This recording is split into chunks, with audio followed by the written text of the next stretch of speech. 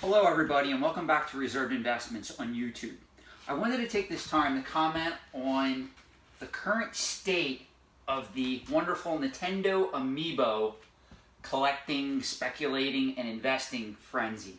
I then will follow up this video in the future with another video where I talk about what occurred with the speculation and frenzy in regards to the NES Classic Edition and the Super NES Classic Edition, and how Nintendo really manipulated and played the market to their liking in that regard. And to their credit, to a little bit, to what's transpired in the Amiibo market as well. So we are back in my video game room, and I wanted to show you guys, this is some of my Amiibo collection.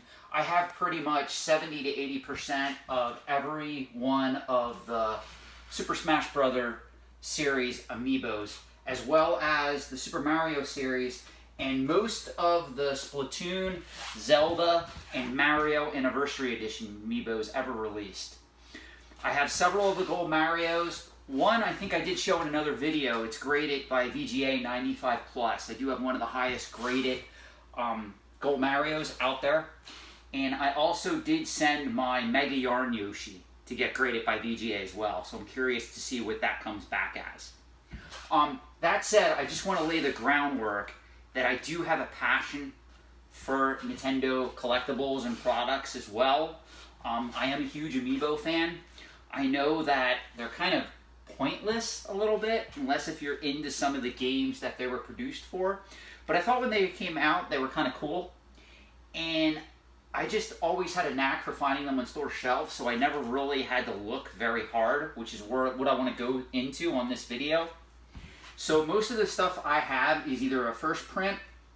There are some that I do have that are second prints, and I'll go into that a little bit as well. I do caution anybody from putting serious money into Nintendo Amiibos. I will say, luckily, and I say this because I know some of you guys are going to get upset when I say this, but luckily the speculative market surrounding most of these pretty much collapsed. There are some, like I mentioned, the Gold Mario, Mega Yarn Yoshi, Silver Mario, a couple of the Zelda ones. I don't know if you can see it in this video. Down at the bottom here, I have the Guardian Amiibo from Zelda Breath of the Wild. They still command somewhat of a premium on the secondary market.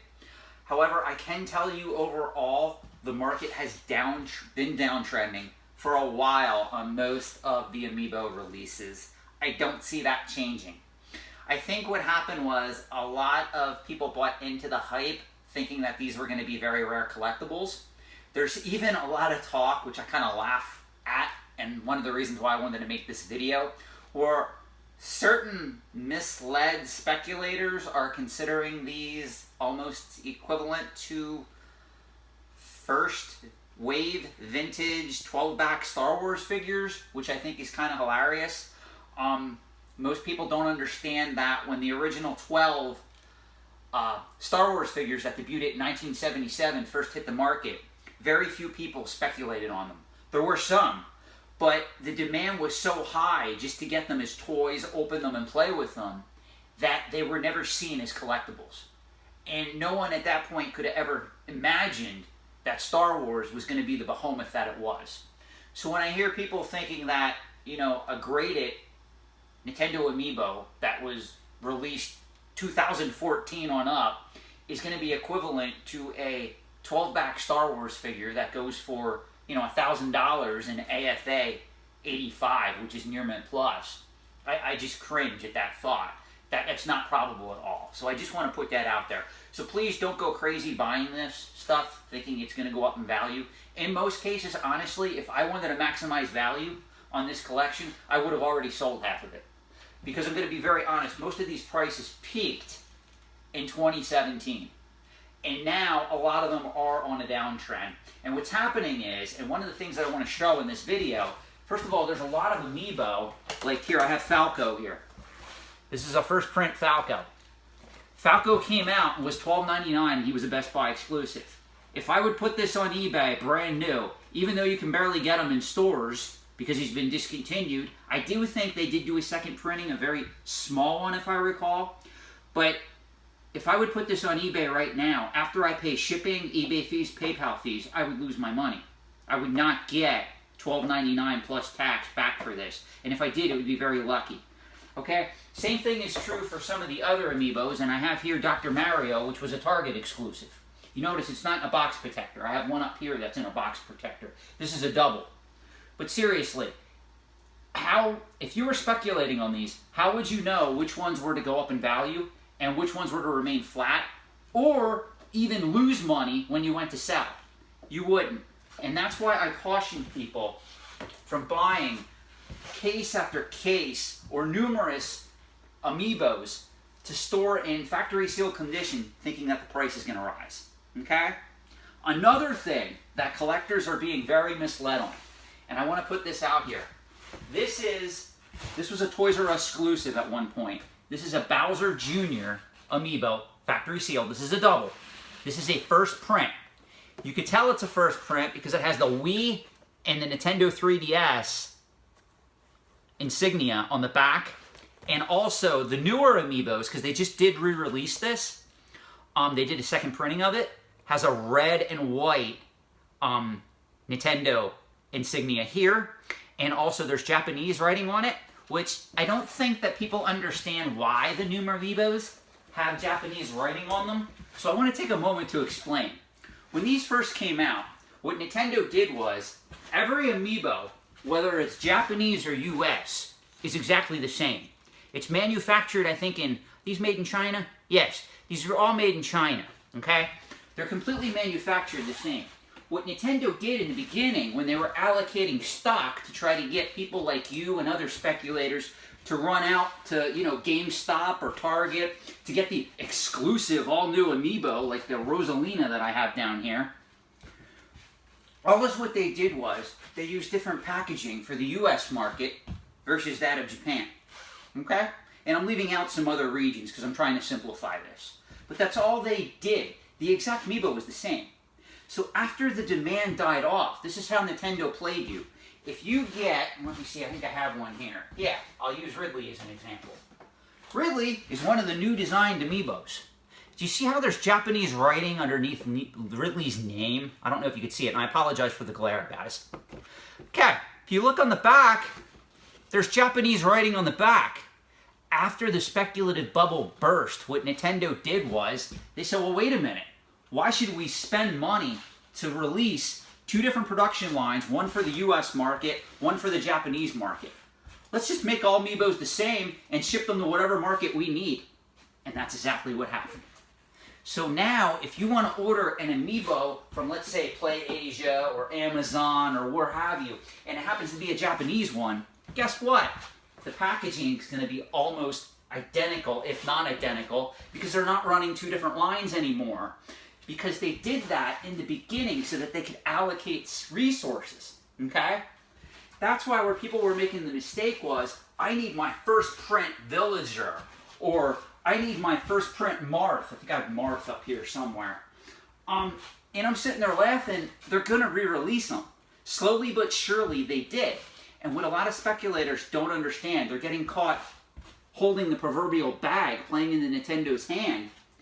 There's no price difference, I'll use my Bowser Jr. again, between this Amiibo and a second print, okay?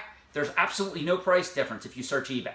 There is none. If somebody's telling you the first print is rarer and you should pay more for it, don't listen, okay?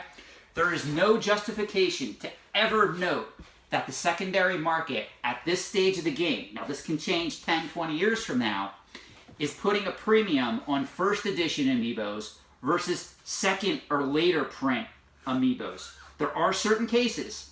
I do know Toys R Us did a second printing of the Villager, which I think I have here, where they changed the eyes a little bit. The first edition does seem not much. It goes for a few dollars more if you have it, because it was one of the ones that was short packed in 2014, November 2014, when these things were originally produced and on store shelves. So that is one of the few exceptions. But later releases of the Villager Amiibo are not commanding any price difference on the secondary market. Okay? So I really want to caution people, because people seem to be paying an exorbitant amount for some of these. I know down here, this one, I got offered like 60 bucks for the Boca Blend, if I'm even pronouncing that right, Zelda Amiibo. And I'm sitting here kind of laughing, and part of me, honestly, I think I should sell some of them. I mean, it just seems weird that I have this shelf here. I have also half the other shelf down here full of Amiibos, and I have more sitting in the closet that aren't even out yet. So it is getting ridiculous, I think. I think what made it really unique was it was the first time Nintendo produced, first party, meaning they produced it themselves, merchandise based on their own video game properties, which means if you had an attachment to, say, Captain Falcon, you could go to the store and get a little figurine trophy of Captain Falcon. Okay? Even if you weren't going to use it in Super Smash Brothers or what have you. And ironically, that's what most people did. Okay?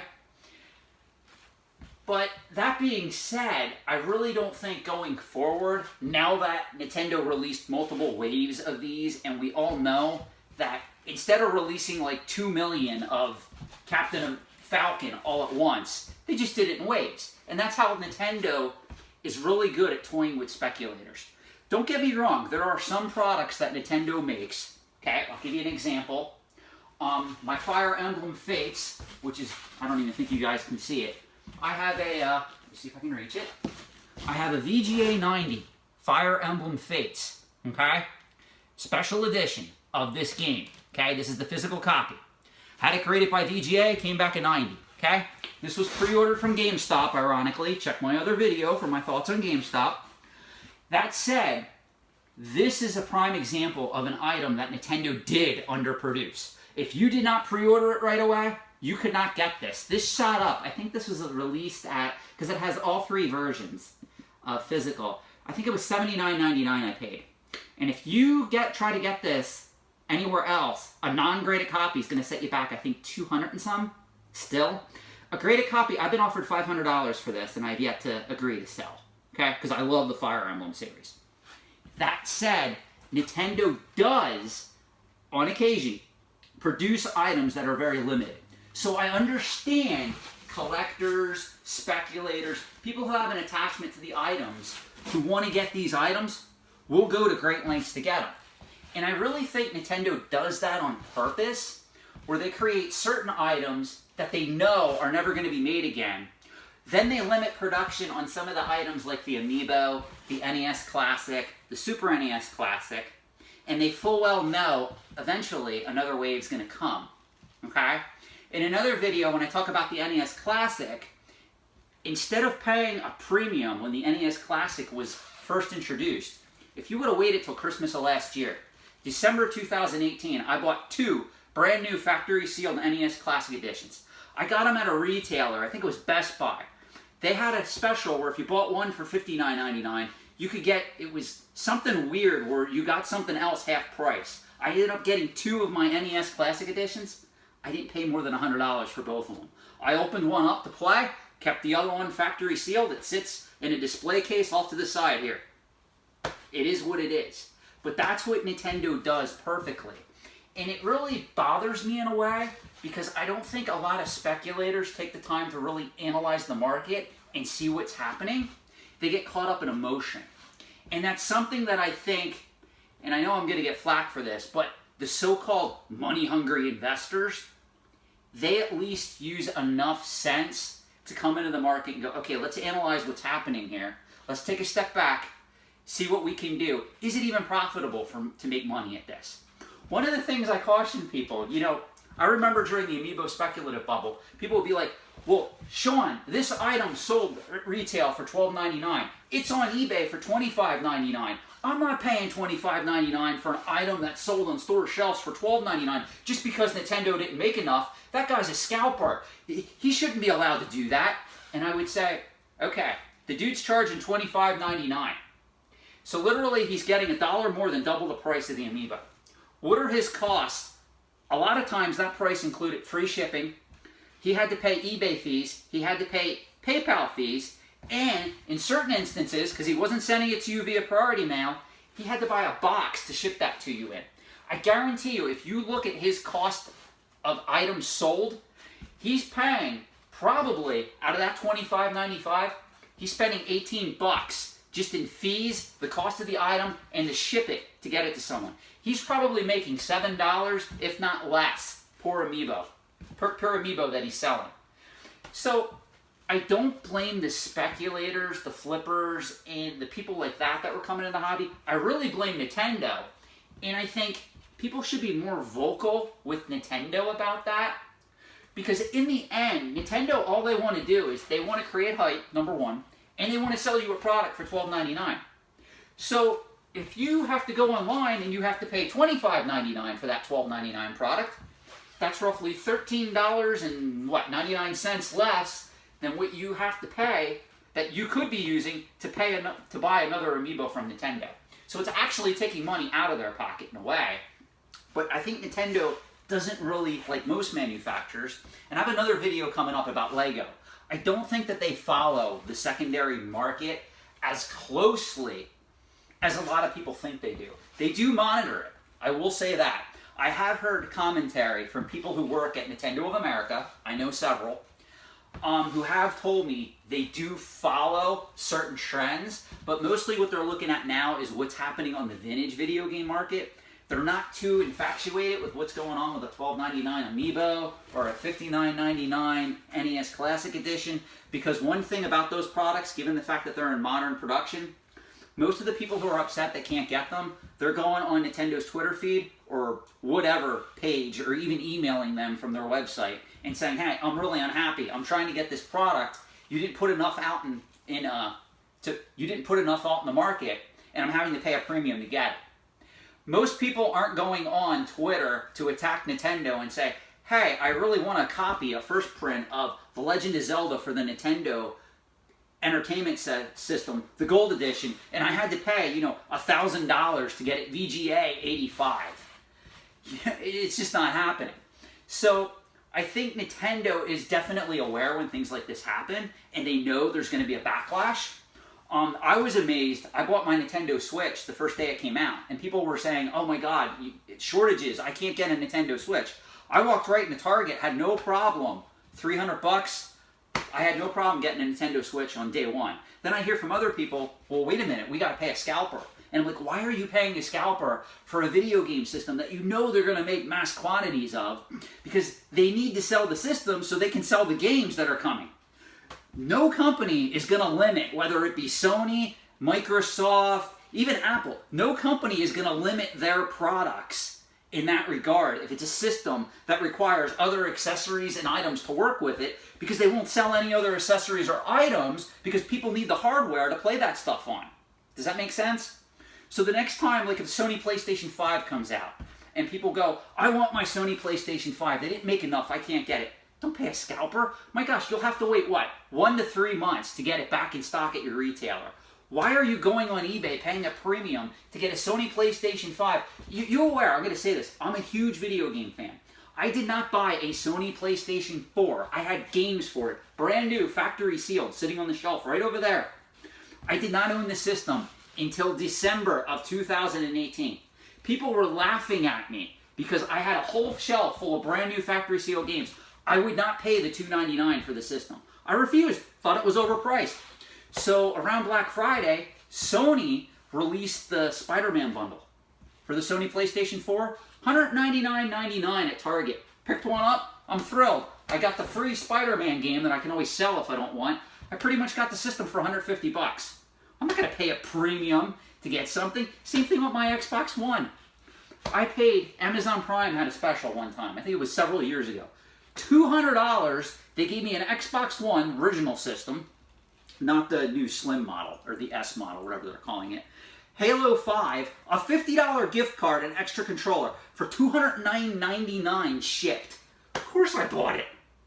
That's how I got my Xbox One. I would never pay $299 for an Xbox One. First of all, I don't have time anymore to play video games like I used to. Second of all, my opinion, I'm more into the vintage stuff. I do love the 3DS. I love the Wii U.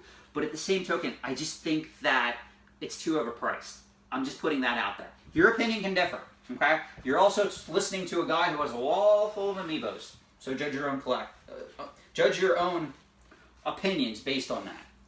That said, I just wanted to touch on this because, again, I want to reiterate, Too many people are making the mistake thinking that this stuff is going to be liquid gold in the future.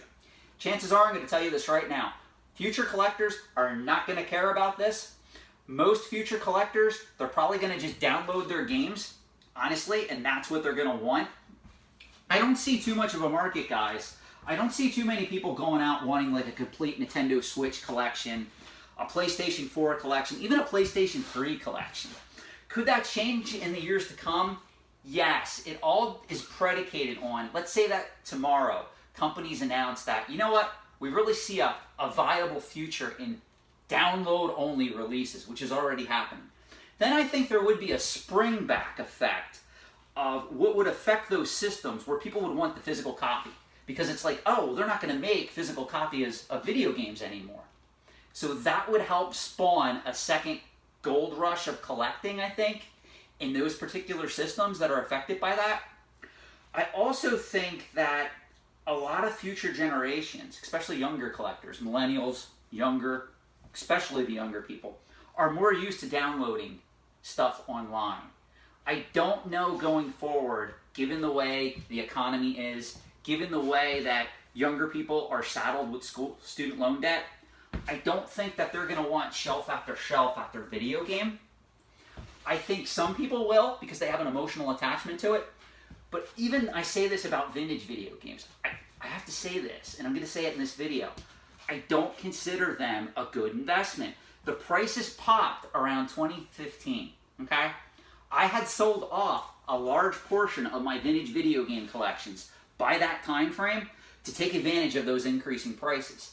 Especially now with stuff like TurboGrafx 16 Mini being announced. I think that's going to be the future going forward. I really think Nintendo is going to do another NES Classic. And again, this is my opinion. I could be dead wrong. And they're going to update the amount of games that are on it. Think about it. If they release an NES Classic Edition 2 with 30 other games, some of them will be overlaps because you want the Mario, the Zelda, the Metroid, the Mike Tyson's Punch-Out. But if they do some different games, people will buy it again for that reason. Okay? So, in summary, I just caution people from putting large amounts of money into this and speculating on this stuff. If it's coming from a sense of emotional or nostalgia or some type of attachment that you have on the items itself, I do encourage you to just take a step back and be able to kind of remove yourself from all the speculation and all the frenzy and just analyze what's really happening in the market. Is Nintendo purposely limiting production? Number one. Number two, are future generations really going to care about factory sealed or even loose Amiibo to the point that they're going to pay a premium for what they were going for in, like 2017 when Toon Link, I sold one of them for $60. It's ridiculous. I don't see that happening, okay? Again, some of these Amiibo will have value long term. I named some at the beginning of this video, but to sum up, just use caution and just look at it as more of something that you love, and if it goes up in value, that's great, but I do not advise anybody investing or speculating long-term in Nintendo Amiibo. That's where I'm going to end this video, okay? Thank you so much for watching. I have other content planned. More videos are coming up. Again, I will do a video on what transpired and my thoughts on the NES Classic Edition and the Super NES Classic Edition and what they're probably going to do price-wise and if they're going to be released in the future in another video. Thanks for watching.